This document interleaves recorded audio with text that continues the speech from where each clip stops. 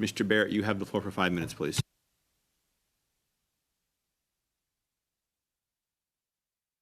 Communicate with Christian Firth of GC Strategies.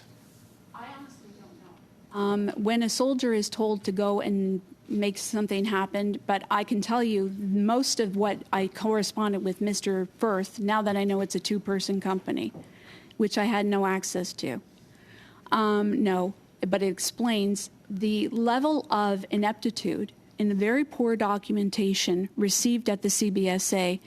Things like invoices, things like timesheets, things like, delays in responding to us. There's multiple things we had to coordinate for a package, and if I'm told this invoice came in, it's not right, I would have to reach out to whatever the supplier was to get it fixed. And you would do that by phone or by email? If phone or email, never in person. Okay. So we've heard evidence about government officials receiving hospitality from Christian Firth. So not solicited, but him sending and arranging virtual whiskey tasting, sending whiskey to people's homes. Were you ever afforded any of that hospitality? No. And were you invited in your role to any dinners that were provided to any of your other colleagues in government? So we heard testimony that in some cases they met at bistros and coffee shops and steakhouses. Were you given any invitations to those events? No. And so you didn't partake in any of them? No. Did you know that any of these events were taking place? No, if I had, I would have said something. Are you aware now that your supervisors were taking part in that hospitality? From testimony, yes. When Mr. Firth appeared at the Government Operations Committee,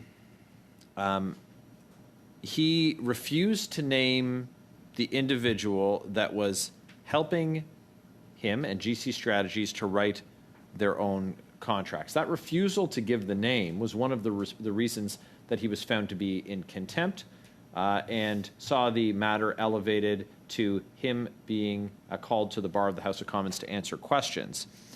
Why would he hide your name from Canadians in his testimony, knowing that he would be found in contempt?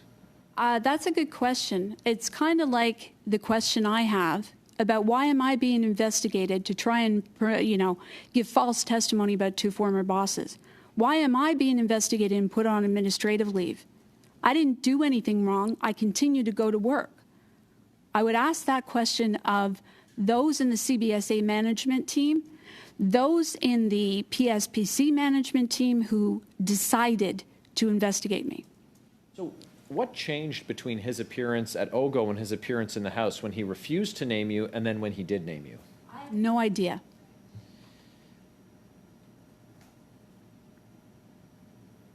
Do you agree that you were the correct person for him to have named in relation to them being assisted in creating that contract? I did not have the expertise to know what an IT anything was. So if Mr. Firth sent me anything, it would have been forwarded on to IT services. So who should? So the Auditor General made reference to GC Strategies having a government official write a contract, having assist GC Strategies in writing a contract that they were ultimately awarded. Who was it, if it wasn't you? I don't know, but I want to tell you again, and I'll reiterate what was in my statement. We went, there was myself, the manager of BTID DGO, and her administrative officer were sick and tired of the very poor documentation from GC Strategies.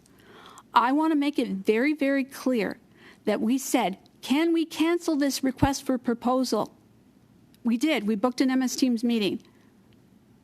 And we asked that GC Strategies not be awarded that. So my last question.